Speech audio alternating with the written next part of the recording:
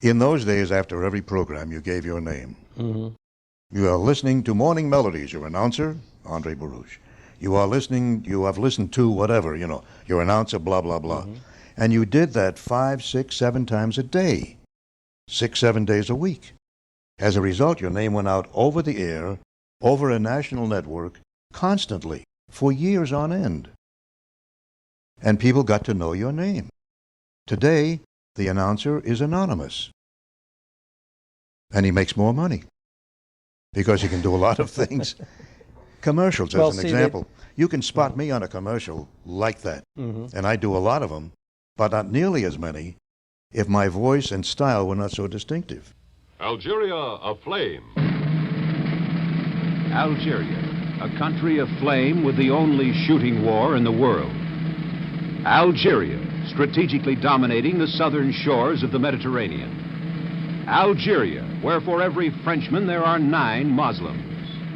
Algeria, 3 times the size of France, 4 times the size of Texas.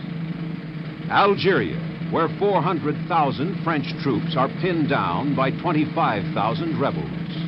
Algeria, a country aflame with revolution.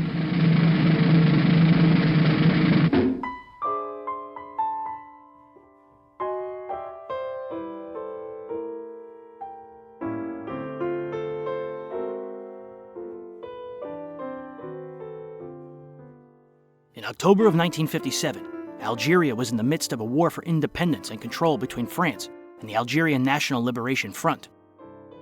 The conflict began in November of 1954, and by October of 1957 was considered the world's only active war of note. It was a complex conflict characterized by guerrilla warfare and the use of torture. When the war finally came to an end in 1962, with France granting Algeria independence, 900,000 Algerian refugees fled to France in fear of the NLF taking revenge on them for siding with France. The majority of Algerian Muslims who had worked for the French were left behind. Algerian authorities promised France they'd take no action against them. However, these Algerian Muslims were branded as traitors, and many were soon murdered.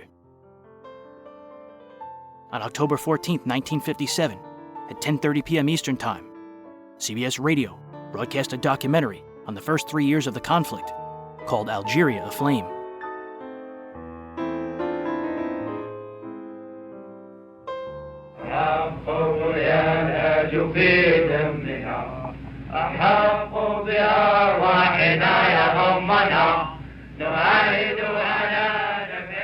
This is Blair Clark.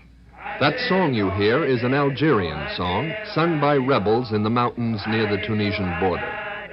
It sings of freedom, of love for the land, of hatred for the French, of the age-old dream of independence. The men who sing it are soldiers of the Algerian Liberation Army, who are called by the French rebels. They sing this song of Algeria in a lull in their war with the French, a guerrilla war that has now gone on for 3 years and is getting more and more bitter on both sides. They are outnumbered at least 10 to 1, yet they go on fighting. This is a war, all right, but its name is stalemate.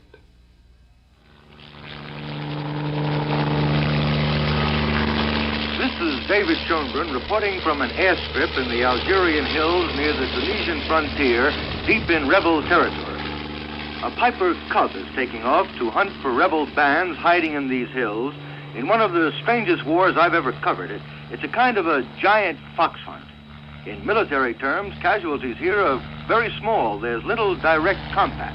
In fact, there are less deaths and injuries here in 1 month than back in France in 1 weekend on the highway. The French army is powerful, yet it's impotent, for it can't come to grips with an elusive enemy. It knows the population helps or is forced to help the rebels, but the people must be treated as friendly for political reasons. Yet this army can't understand the politics of Paris or of its allies. The army never wanted to fight this kind of war, yet there's no way out of it in the absence of a political settlement, and there's no settlement in sight, so here in Algeria, the hunt goes on. The aim of the rebels, or nationalists, ever since the first small bands took to the hills on All Saints' Day, November 1st, 1954, has been nothing less than independence, nationhood for Algeria. This small revolt, which has become a war, was from the start a fight against second-class French citizenship by the 9 million Muslims of Algeria, a land that is legally a part of France, a land whose destiny is decided in France by the French, not in Algeria by the Algerians. It was a struggle at first by a few, but now by many, for freedom, for self-determination. A few weeks ago, CBS News correspondent Frank Kearns, whose post is in Cairo, made contact with leaders of the Algerian Liberation Front, the FLN. His assignment? Go with the FLN up into the hills of Algeria and report on what he saw. His mission? To find out what kind of an army the nationalists had, how it was armed, how it fought, what was its morale and its chances. Reporter Kearns went to Tunis and prepared for his journey into rebel territory in French Algeria. With him, he took a portable tape recorder, and every day he recorded a diary of what he saw and heard with the rebels inside Algeria. There were many delays, but at last came the order to start. We finally start marching down a dirt road toward Algeria. Several times we hit the dirt as a curious plane flies overhead, till the sergeant in command chooses the hard way up over the hills. Legs accustomed to elevators and taxis suddenly ache in pain. The heart pounds harder and harder. But worst of all is the breathing. With each step up the steep mountainside, each breath is agony, has to be pulled up from somewhere down around the ankles, rattles like that of a dying person. Any fear of the French disappears completely. In fact, all thoughts and emotions are wiped out by the supreme effort to take another breath, another step. Above all, I am afraid, horribly afraid of collapsing, of losing face. But somehow the feet and legs and lungs keep working. Up and up as the going gets rougher, as dusk, then darkness settles over the mountains.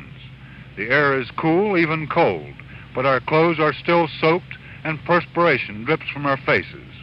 Then, just as collapse seems inevitable, we come to a halt on a mountaintop. We all sink to the ground without a word, without question. I sprawl like a man staked out, unable to move even if the entire French army attacks. For Kearns and his rebel escort, the going was tough, mostly at night over rugged terrain. French troops on the lookout, sometimes from a distance of just a grenade's throw. In the short rest periods as they climbed up and up into the hills, Kearns recorded his diary. As they moved west, they encountered refugees heading east to the safety of Tunisia, ragged byproducts of the war. The Algerian nationalists say there are at least 200,000 refugees in Tunisia, almost as many in Morocco. After a week inside Algeria, a week of living with the nationalists in the hills and sharing their dangers, reporter Kearns felt he knew something about their military organization, what kind of an army they had. The French picture these men abroad as bands of outlaws, as bandits. But here on the spot, it's obvious they are soldiers, part of a well-organized, well-disciplined army. The majority are veterans of the French army itself, veterans of World War II and Indochina. They're young, mostly in their 20s. The official age brackets are between 18 and 35. Young because it takes young men to fight this tough mountain guerrilla war. The Algerians have no planes like the French, no American B-26s, P-38s, Piper Cubs. They have no artillery, no American 105s and 155s. Their biggest weapon is a mortar. No jeeps, no trucks, no half-tracks, only mules. They're outnumbered, out-equipped, anywhere from 5 to 10 to 1. Yet we've never heard a single solitary Algerian soldier use the phrase, if we win. It's always after the war, après la guerre. Kearns had now been inside Algeria with the rebels for 2 weeks. He described the operations of one company in one area.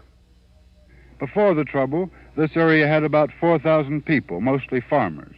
The Algerians say their official records show that 374 persons have been killed here by the French, almost all civilians, mostly women and children. Others have been interned or have gone away, wandering through the mountains. Only about 1,000 are left. There are some 6,500 French troops in this region, yet the ALN company here attacks without let-up. 2 sections, 36 men, are specialists in sabotage. The train from Algiers to Tunisia usually a troop train or carrying French military supplies, is attacked regularly. The lieutenant in charge of this work, a tall, deceptively mild-mannered and soft-spoken man, says casually that his men sabotage the trains once a week, and that it takes the French 2 or 3 days to repair the damage each time. Also, the saboteurs regularly topple electric high-tension poles or pylons. Reporter Kearns naturally formed views from what he saw in a month with the Algerian nationalists inside Algeria. He gave us his conclusions. The French may claim all this is a strictly internal affair, but the bulk of her war machine in Algeria is furnished by America, diverted from the international effort known as NATO.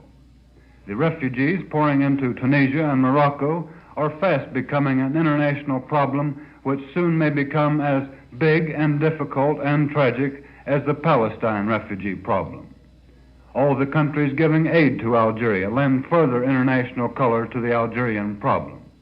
And the communist offer of arms, more and more tempting to Algerians hungry for arms, Algerians fighting Indian style against a jet-age army, looms more and more ominous in the background. In brief, the Algerian war, and it is a war, has been going on almost 3 years now. Neither side is giving an inch or gaining an inch. Neither side will accept any kind of compromise.